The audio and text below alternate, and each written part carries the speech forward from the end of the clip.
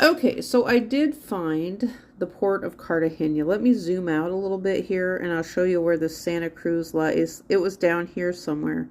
And so up here is the port of Cartagena. And so what they do is, so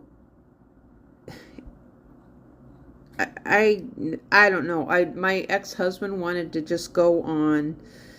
He didn't want to spend extra money to go on the cruise ship tour, and he always wanted to support. He was always about supporting the local island instead and the people of the islands.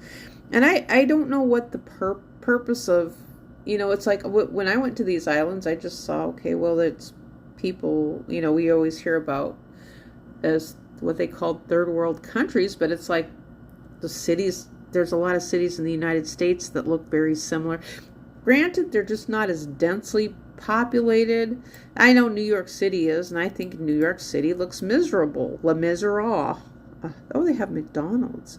But so what they want to do is, okay, well, I have back issues, back problems, and so they had this tiny van. So Cartagena was the place where we got off of the ship, and so he found one of the island guys, and so he gave the guy $25, I think, for the both of us, is what it was. And so there's a bunch of buses parked out. I thought we were going to ride on the buses, but no, that's for the cruise ships. I mean, so it's very elaborate at the cruise port. It's just that they don't show you the vehicle that you're going to be riding in when you do an offshore excursion. And so the Port of Cartagena is one of these that's deceptive when it comes to the offshore private business tours. And that's what the cruise ships are always telling you not to take, is because they're not guaranteed. You can end up hurt.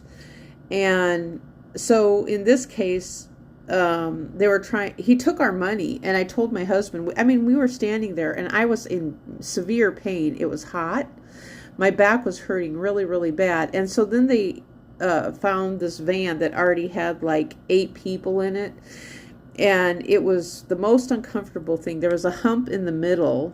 It was like an old panel van of some sort, but it had windows in it.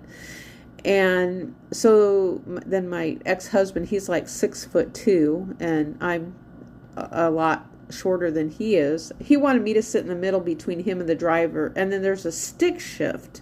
So the driver's doing a stick shift. It was so cramped and miserable that's what I remember about that cruise. And I was in a lot of pain too.